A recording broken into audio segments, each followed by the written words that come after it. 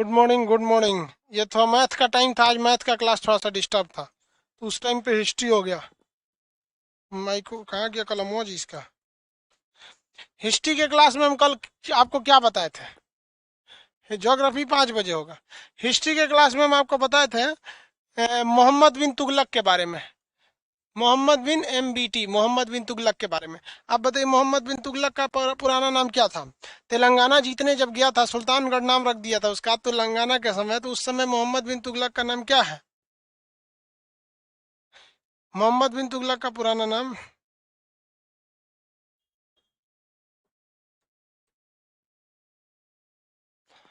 जौना खान। होना नहीं रे भाई, जौना खान। जौना खान। मोहम्मद बिन तुगलक जो था बहुत ज्यादा जानकार था, ये होली के त्योहार को बहुत ज्यादा मनाता था।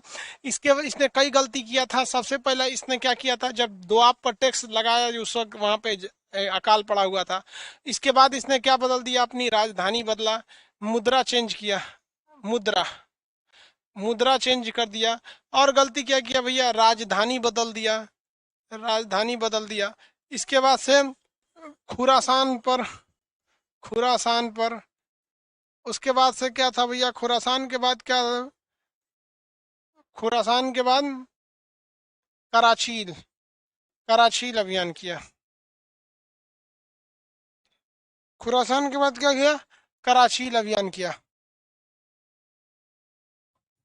पहाड़ पे भेज दिया ससुरा को लड़ने के लिए। इसके समय में मोरक्को से रहने वाला, मोरक्को कहाँ पर है भैया? अफ्रीका में है। मोरक्को का आया था रात्रि Ibn Battuta. Ibn Battuta. Ibn Battuta. ये कहाँ का रहने वाला है? मोरक्को का। मोरक्को कहाँ पे है? अफ्रीका में, मोरक्को। सबसे लंबी दूरी यात्रा किया था इब्न बतूता। इब्न बतूता कहाँ का रहने वाला है? मोरक्को का। किसके दरबार में आया था? मोहम्मद बिन तुगलक के दरबार में। मोहम्मद बिन तुगलक इसकी विद्वता को देखकर इसे डाक विभाग सौंप दिया। इसे क्या विभाग सौंपा? डाक विभाग। इसी के नेतृत्व में मॉडर्न तरीके से मोहम्मद बिन तुगलक ने डाक व्यवस्था को चालू किया। इसकी विद्वता को देखकर इसे दिल्ली का काजी यानी जज के पोस्ट पर रख दिया, काजी। इसकी विद्वता को देखकर इसे दिल्ली का काजी बना दिया, यानी जज के पोस्ट पर रख दिया।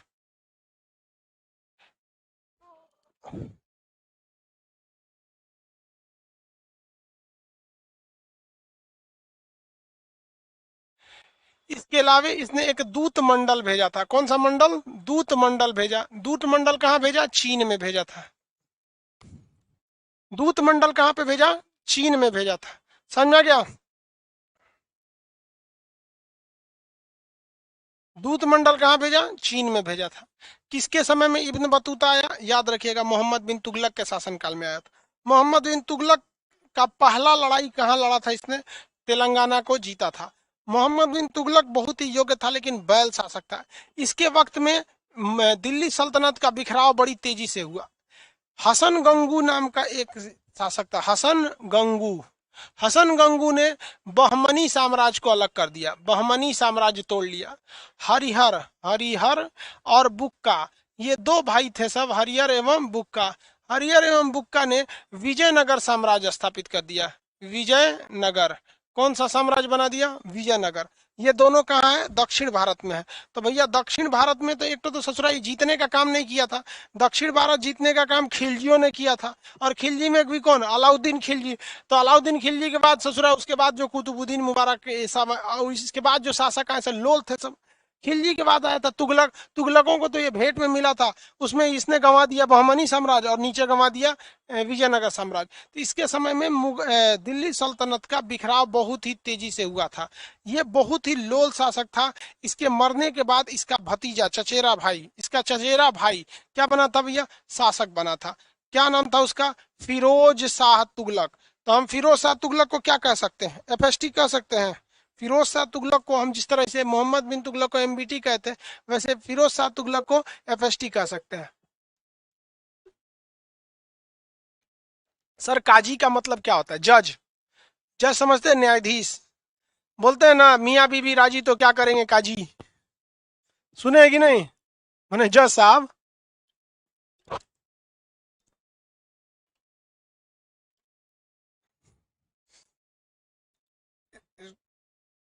हवा नहीं दे रहा, इसको इधर घुमाइए थोड़ा। देखो तो अशोक, फिरोज शाह तुगलक, फिरोज शाह तुगलक, FST, फिरोज शाह तुगलक। यह MBT का क्या था भैया? चचेरा भाई था। मोहम्मद बिन तुगलक का यह चचेरा भाई था। इसकी माता सोनार थी, अतः यह हिंदू माँ के गर्भ से पैदा हुआ था। इसलिए इसको इस बात का टेंशन था कि कहीं हमको ये मुस्लिम होने का, हमारे मतलब हिंदुओं का पक्ष लेने का हमारे ऊपर आरोप न लग जाए। इसलिए इसने ससुरा ने सबसे पहले क्या किया, जो ब्राह्मण लोग थे, ब्राह्मणों को जजिया लगा दिया, जजिया कर लगा दिया। ब्राह्मणों पर क्या लगाया? जजिया लगाया। हालांकि भारत में पहली बार जजिया कर किसने लगाया था? जल्दी आंसर दीजिएगा फटाफट। भारत में जजिया कर सबसे पहले किसने लगाया था? तो भारत में सबसे पहले जजिया लगाने वाला था मोहम्मद बिन कासिम। मोहम्मद बिन कासिम। तो ये ब्राह्मणों पर भी इसने क्या कर दिया? जजिया कर लगाया। लेकिन ये बहुत ही योग्य मतलब विकासवादी शासक था। इसने इसने कई सुधार किए सब। इसने 300 नगर बसा दिया। नगर मतलब समझते हैं, नहर नहीं कर रहे, नगर मतलब शहर कर रहे हैं, शहर बसाया। जिससे से फैजाबाद, फिरोजाबाद, बहुत सारा शहर बसाया ससुरा इसने। शहरों का तो जाल बिछा दिया था फिरोज शाह तुगलक। तो इसने कई सारे शहर बसाए, जिसमें से नगर, नगर लिख दिए क्या? नगर होगा, नगर बसाया था, नगर बसाया। इसने देखा कि जब इसके बड़े भाई, चाचा का लड़का, जब अपनी राजधानी बदला था तो लोग धूप से मर गए थे। धूप धूप धूप धूप। स्मार्ट सिटी कर answer, smart city, smart city. तो इसने क्या बसाया था भाई? शहर बसाया था। कितने शहर बसाया? 300 शहर बसाया। इसने 1200 बागीचा बनाया। 1200 क्या बनाया? बगीचा। बगीचा को क्या कहते हैं? बाग बगीचा, बा, बागीचा बसाया था। इसने किसानों के लिए, किसानों की भलाई के लिए नहरों का जाल बिछाया, नहरों का जाल बिछा दिया। नहरों का क्या बिछा दिया था? जाल बिछा दिया था। इसने बहुत बहुत काम किया। इसने, इसके सबसे ज्यादा दास थे सब। दास मतलब समझते हैं? नौकर। 1,80,000 थे सब नौकर। इन नौकरों की देखभाल के लिए एक अलग से डिपार्टमेंट बनाया गया, दीवान ए बंदगान।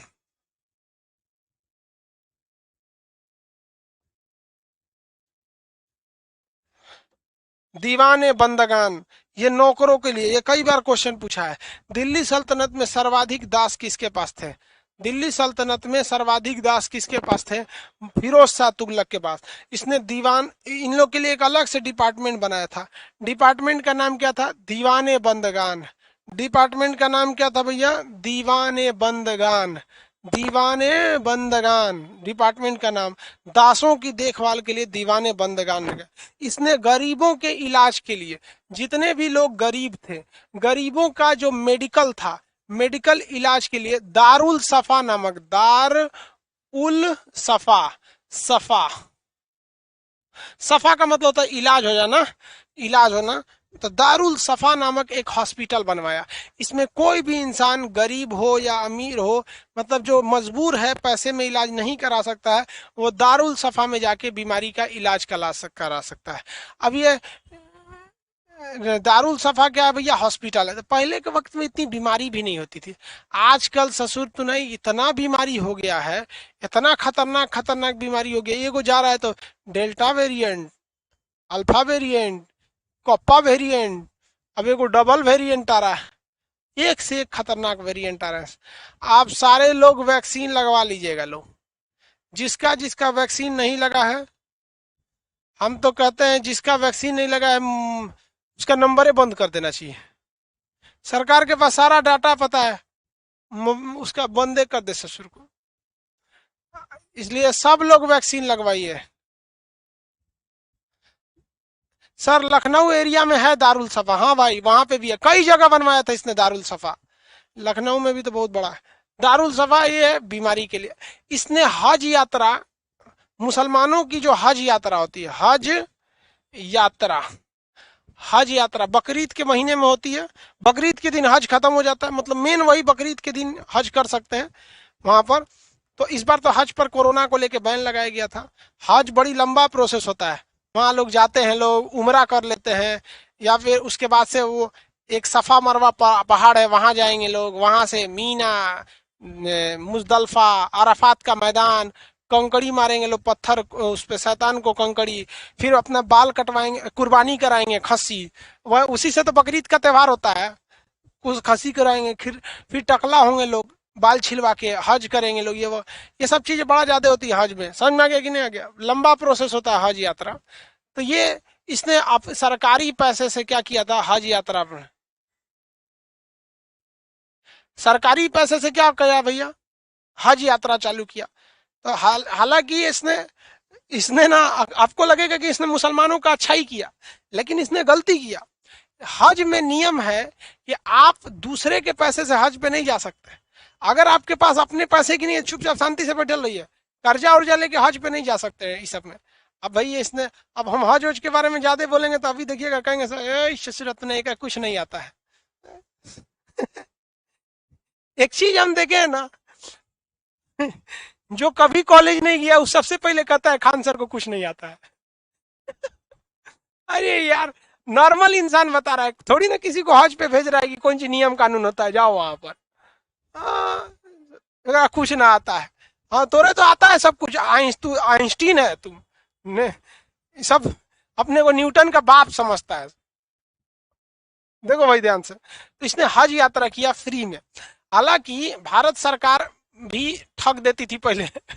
मुसलमान लोग को कहती थी हम आपको 20-25 हजार रुपया सब्सिडी देंगे, लेकिन एयर इंडिया के जहाज से ही जाना पड़ेगा। और एयर इंडिया के जहाज के टिकट को 50 हजार महंगा कर देती थी। तो अच्छा खासा बेवकूफ बना देती, 25 हजार रुपया सब्सिडी दो, अब मजबूरी में कर दो, जो सब्सिडी लेगा वो एयर इंडिया के जहाज से जाएगा, उसका टिकट महंगा कर दो। तो पहली बात कि भैया तुम यहाँ सीधे दिख रहा है ठगा रहे हो। उसके बाद भी सब्सिडी उब्सिडी लेके हज पे नहीं जाना चाहिए, अपने पैसा से जाइए। बाल बच्चा सब लोग को कहिए कि अच्छा से कमाओ खाओ, बढ़िया से रहो, ताकि हमको भी हज पे भेजो। तो इसने सरकारी खर्च पे भेज दिया हज यात्रा के लिए। दीवाने बंदगान इसके लिए किस लिए था? इसके नौकरों की देखरेख के लिए था। फिरोज शाह तुगलक, फिरोज शाह तुगलक काफी ज्यादा विस्तारवादी भी शासक था, मतलब इसका ज्यादातर ध्यान रहता था इस सब में, खैरात, सॉरी, गरीबों को भलाई में। अब देखिए, गरीबों के लिए इसने मेडिकल बनाई दिया, दारुल सफा। इसने दीवाने खैरात भी बनाया था, एक दान के लिए। दान दीजिएगा ना, तो इसके लिए एक डिपार्टमेंट बनाया था, दीवान ए खैरात। दीवाने खैरात, दीवाने खैरात क्या था भाई? दीवाने खैरात दान देने के लिए था, जिसको दान देना, जैसे कैसे अभी पीएम केयर फंड। तो पीएम केयर फंड क्या है? दीवाने खैरात की तरह ही एक तो है, दीवाने खैरात है। आप वहां पे पैसा डोनेट कर सकते हैं, सेम पीएम केयर फंड में। उस समय पता नहीं क्या, उस समय तो ऑनलाइन भी नहीं होता था, तो इसमें दान देने के लिए इसने बनाया था। इसने अशोक का स्तंभ उठा लाया दिल्ली में, अशोक के जो स्तंभ थे उसको दिल्ली लाया। एक था टोपरा में। आप कितने लोग बता सकते हैं टोपरा कहाँ है? टोपरा कहाँ है? मेरठ तो सबको पता है, यूपी में। टोपरा हरियाणा में है, ठीक है, हरियाणा में। यूपी में है मेरठ। तो इसने अशोक का स्तंभ जो टोपरा में था उसको कहाँ लेके चला है? दिल्ली में लाया। मेरठ में था, उसको भी कहाँ लाया? दिल्ली में लेके चलाया। अशोक के स्तंभ को इसने कहाँ स्थापित करा दिया? दिल्ली में स्थापित करा दिया। दिल्ली में इसने स्थापित करा दिया। इसने इतना ज्यादा काम किया, इतना ज्यादा काम किया कि ऐसे ही काम मुगल बादशाह अकबर ने भी किया था। ऐसा ही सुधारवादी काम मुगल बादशाह अकबर ने भी किया था, अकबर ने। इसलिए क्वेश्चन आएगा कि दिल्ली सल्तनत का अकबर किसे कहा जाता है? फिरोज शाह तुगलक को। दिल्ली सल्तनत की, दिल्ली सल्तनत का क्या कहा जाता है बताइए भैया? दिल्ली सल्तनत का अकबर किसे कहा जाता है? Firoz Shah Tughlaq. F S T, fast नहीं, एफ एस टी। दिल्ली सल्तनत का अकबर किसे कहा जाता है? फिरोज शाह तुगलक को। फिरोज शाह तुगलक। आगे बढ़े, चलो भाई। फिरोज शाह तुगलक मरे तो आपको भी पता है, फिरोज शाह तुगलक से पहले एगो बकलोल था। फिरोज शाह तुगलक के पहले क्या था? बकलोल था। उस बकलोल का नाम बताइए। मोहम्मद बिन तुगलक। फिरोज शाह तुगलक से पहले जो बकलोल था, उस बकलोल का नाम क्या था? मोहम्मद बिन तुगलक।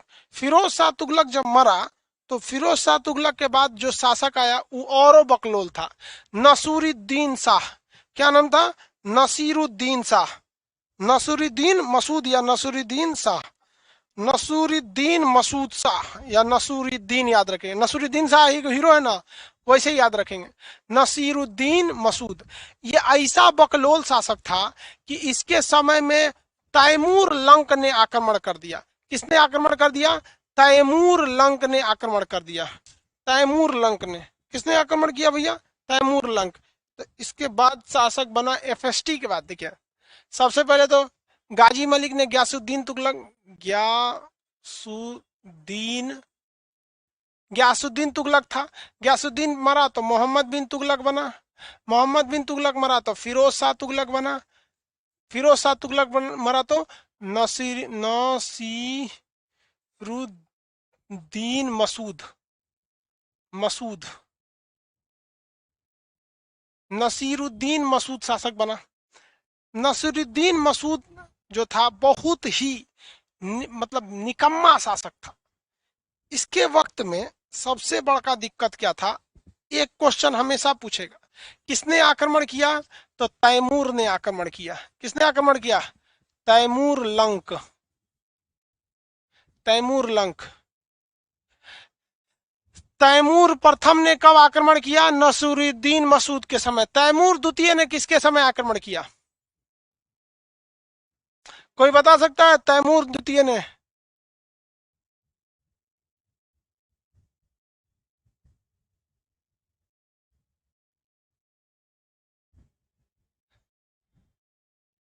तैमूर द्वितीय। तैमूर प्रथम ने आक्रमण किया 1398 के पास। ठीक है। तैमूर द्वितीय का आक्रमण हुआ है नरेंद्र मोदी के समय। करीना का बेटा है ना तैमूर द्वितीय। जब तैमूर प्रथम आया था तो भारत का शासक कौन था? नसरुद्दीन मसूद। अभी तैमूर द्वितीय आया है, नरेंद्र मोदी, सैफ अली खान वाला बेटा। चलो भाई, तैमूर लंक हो गया यहाँ पर। तैमूर लंक यहाँ आक्रमण किया और इसको शासक हटा दिया, और इसने खिज्र खान को क्या कर दिया? सूबेदार बना दिया। खिज्र खान को किसे वैल्यू दिया? खिज्र खान को। खिज्र खान पंजाब का सूबेदार था, उसी के अंडर में पंजाब था। और खिज्र खान चमचागिरी करने लगा नसूरुद्दीन मसूद शाह को, और ये दोनों मिलकर किसको भगा दिया सब? नसूरुद्दीन को। इसके बारे में कहा जाता है कि इसका जो क्षेत्र था इतना कम क्षेत्रफल था कि दिल्ली से लेकर इसका एरिया दिल्ली से पालम एयरपोर्ट तक था। इतना एरिया एक विधायक का होता है। इसका एरिया दिल्ली से लेके पालम एयरपोर्ट तक था। सर आप मोदी जी को भी नहीं छोड़ते हैं। अबे भाई, इसमें मोदी जी की कहां से बात आ गई? बता रहे हैं बस। मोदी जी भारत के बाहर थोड़े रहते हैं, इंडिया में ना रहते हैं। दिल्ली से कहां तक था? पालम तक था। ये दो क्वेश्चन बाबू हमेशा याद रखो। नसीरुद्दीन तैमूर लंक ने किसके समय आक्रमण किया? नसीरुद्दीन मसूद के समय में। किसके समय में? नसीरुद्दीन मसूद के समय में। इसका क्षेत्रफल एकदम कम रह गया, किसके बराबर? दिल्ली से पालम तक इसका एरिया सिमट कर रह गया। तैमूर ने अपना एक विश्वासी, किसे? अपने कौन से अपने चमचा को यहां पर बैठा दिया? तैमूर ने अपने एक चमचा को बैठाया। उस चमचे का नाम था खिज्र खान। खिज्र खान आगे जाकर इसकी क्या कर दिया? हत्या कर दिया। खिज्र खान आगे जाकर इसकी क्या कर दिया? हत्या कर दिया। तो आप बताइए कौन सा वंश समाप्त हो गया? खिज्र खान की हत्या के बाद कौन सा वंश समाप्त हो जाएगा? तुगलक वंश। तुगलक वंश को क्या किसने समाप्त कर दिया? खिज्र खान। तो क्वेश्चन आएगा, ध्यान से समझिए, कि मंगोली तैमूर के आक्रमण से किस वंश का अंत हो गया? तैमूर के आक्रमण से किस वंश का अंत हो गया? तुगलक वंश का समाप्ति हो गया। और तुगलक वंश के बाद अगला वंश आया सैयद वंश। कौन सा वंश? सैयद वंश। और आप बता सकते हैं सैयद वंश का संस्थापक कौन बनेगा? सैयद वंश का संस्थापक कौन बनेगा?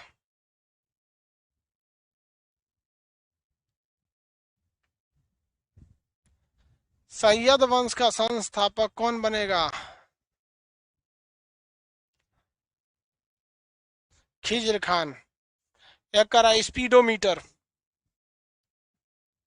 स्पीडोमीटर भाग गया, स्पीडोमीटर भाग गया है, उसको पकड़ के लाने में 1-2 दिन लगेगा। सैयद वंश। इतना तो पता है कि ये ससुरा चालू कब होगा? 1414 से कहां तक जाएगा? 1451। इसके पहले संस्थापक थे खिज्र खान।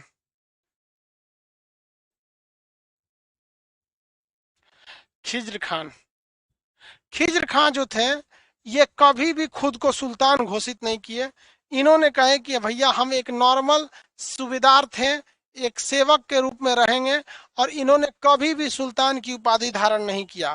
क्वेश्चन याद रखिए भैया, दिल्ली सल्तनत का वह शासक जिसने खुद को सुल्तान की उपाधि धारण नहीं किया, इसने कहा कि भैया हम कोई भी सुल्तान नहीं है, नॉर्मल जनता के सेवक की तरह रहेंगे।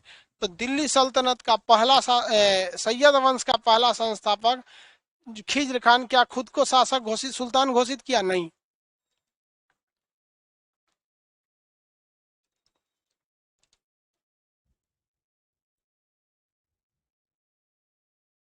तो फिर ये कहता क्या था? तो भैया इसे तैमूर ने ना, तैमूर जो था, तैमूर ने इसे दिल्ली का क्या बनाया था? सूबेदार बनाया था, दिल्ली का सूबेदार। सूबेदार का मतलब क्या होता है? सूबा का मतलब होता है राज्य, सूबा का मतलब होता है राज्य, प्रांत, स्टेट, और जिसके अंडर में स्टेट रहता है उसे कहते हैं सूबेदार। जैसे तालुक, तालुक होता है तो तालुकादार बोलते हैं उसे, तो सूबेदार कौन था? सूबेदार। इसलिए इस ससुरा खिज्र खनवा डरता था किससे? तैमूर लंग से, कि अभी जहां मान के चलिए खुद को सुल्तान घोषित करेंगे, क्या पता ससुरा हमरे मार दे। हाँ, इसलिए इसने खुद को कभी भी सुल्तान घोषित नहीं किया, और ना ही ये खुद अपने दम पर सुल्तान बना था, बल्कि नसरुद्दीन शाह को हटाने में और इसे सुल्तान बनाने में सबसे ज्यादा अगर किसी का रोल था तो इसमें रोल था तो तैमूर लंग का। इस वंश का शासक आया मुबारक शाह। मुबारक शाह इस वंश का पहला शासक था जिसने सुल्तान की उपाधि धारण किया। तो इस वंश का शासक खिज्र खान जो था, इसने तो कभी भी, खिज्र खान के बाद मुबारक शाह,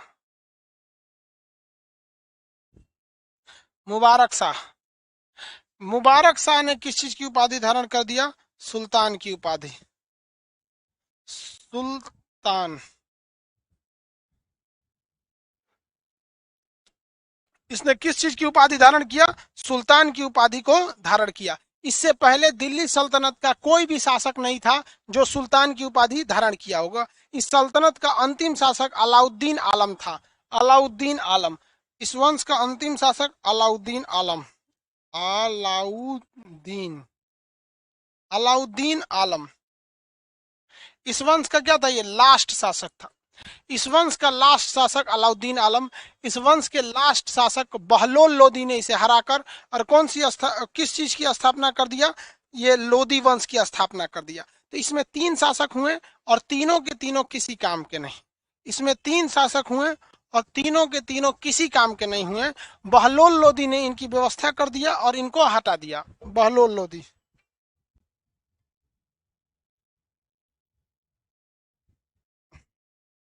देखो कोई मीडिया वाला रिसीव है।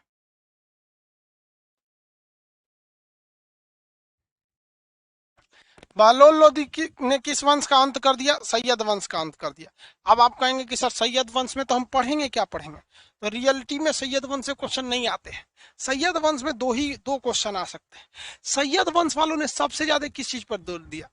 तो सैयद वंश के शासन में मकबरों का निर्माण हुआ। लेकिन अफसोस देखिए, भारत का पहला मकबरा इल्तुतमिश के समय बनाया गया था, लेकिन शुद्ध इस्लामिक पद्धति का मकबरा बलबन ने बनवाया था। तो भैया ना इसने पहला मकबरा बनवाया ना खुद इस्लामिक पद्धति का मकबरा बनाया, लेकिन इसने जो कुछ टूटा फूटा काम किया हल्का सा मकबरा में ही काम किया था।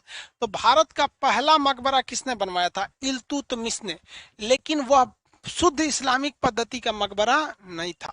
भारत का पहला मकबरा किसने बनवाया? शुद्ध इस्लामिक से बलबन ने बनवाया। किसने बनवाया? बलबन ने। इसके काल में मकबरा वगैरह का निर्माण किए गए थे। ये हो गया भैया सैयद वंश। सैयद वंश के अंतिम शासक अलाउद्दीन आलम थे। इनको किसने चौपट कर दिया? बहलोल लोदी। बहलोल लोदी। कौन चौपट किया बाबू इनको? बहलोल लोदी। दिख रहा है? सैयद वंश के अंतिम शासक ये थे, इनको चौपट किया बहलोल लोदी। लोदी वंश में सबसे योग्य था सिकंदर लोदी। आप में से कितने लोग बता सकते हैं कि सिकंदर लोदी ने कौन से शहर की स्थापना किया? कितने लोग ये बता सकते हैं कि सिकंदर लोदी ने कौन से शहर की स्थापना किया? फटाफट। सिकंदर लोदी ने कौन से शहर की स्थापना किया? फटाफट। आगरा शहर। Very good. सिकंदर लोदी ने क्या बनवाया था? आगरा। आगरा शहर 1504 में बनवाया था।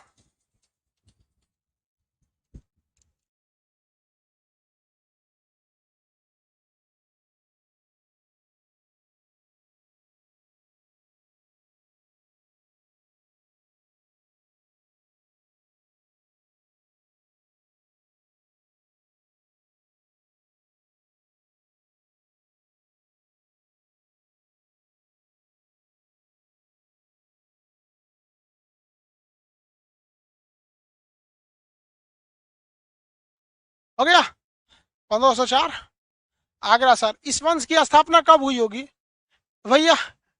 1451 में गए हैं तो 1451 में आया होगा ये। 1451 में आया, इनको बाबर थोर के चल गया 1526 में। बाबरा मारा, खत्म कर दिया इन लोग को। झावरा कुत्ता की तरह मारा था सबको। देखिए सिकंदर लोदी काफी सुधारवादी था। इसने एक गजे सिकंदरी नामक एक नया मीटर चलाया। जैसे अभी हम लोग मीटर कैसे देखते हैं, मीटर सेंटीमीटर, उस तरह से गजे सिकंदरी चलाया था। गजे सिकंदरी। इसने महिलाओं पे थोड़ा सा सख्ती से कानून लगा दिया था। सिकंदर लोदी में इस वंश का सबसे बकलोल अंतिम शासक था इब्राहिम लोदी। इब्राहिम लोदी दौलत खान लोधी इसी के रिश्तेदार थे। बुला के लेके आया बाबर को, मारो ससुरा को, इसको इब्राहिम लोदी को। वो ले आया, इन्हों को थूर दिया, सब लोग को थूर दिया। अब बाबर यहीं बैठ गया। कहा कि ससुर, बाबर को एक्चुअली उसके रिश्तेदार वाले भगा दिए थे। अफगानिस्तान के पास का था, तुर्किस्तान अफगानिस्तान एक पास का। ससुरा इतिहास गवाह है, वो लोग कभी शांति से रहे नहीं। मट्टी के घर में रहने को खुद को फतेह समझते हैं। फतेह। तालिबान वाला कहते हैं हमसे कोई नहीं जीत सकता, दूर से सुत नहीं। माटी के घर में रहता है, बंदूक लेके घूमता है, आता कौन चाहिए तुमको? हाँ, कहता है कि शरीयत के कानून से चलते हैं, जबकि तालिबान को पूरा पैसा अफीम बेच के मिलता है। इस्लाम में अफीम खाना, अफीम दूसरे को खिलाना या अफीम का व्यापार करना एकदम गलत है, नशा वगैरह। उसकी पूरी इकोनॉमी चलती है अफीम से, और कहता है कि हम शरीयत का कानून लगाना चाहते हैं। पता चला फिर तो कोई दिन दारू पी के कोई कहेगा कि हम नफरत की नजर से इस दारू को पिए हैं। नहीं, अफीम बेच के जी रहा है, कहता है कि हम कानून लगा के चलेंगे। सिकंदर को किसने मार दिया? इब्राहिम लोदी को किसने मार दिया? बाबर।